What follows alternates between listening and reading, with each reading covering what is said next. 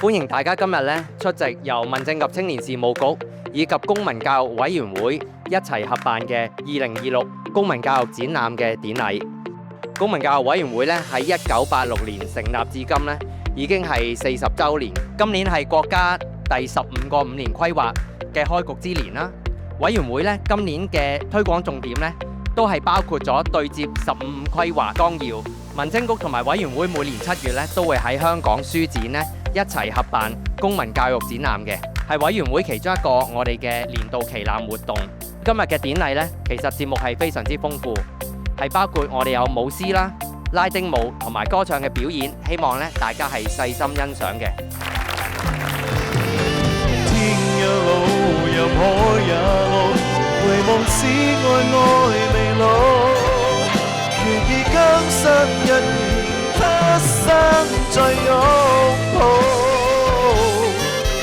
願意今生一年，他生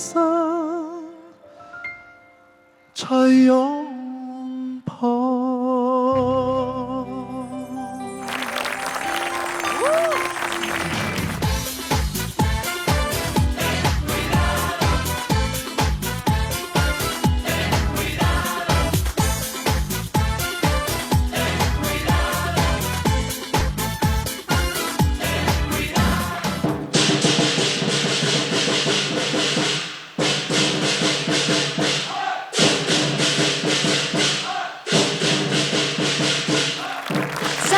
健康，龍馬精神。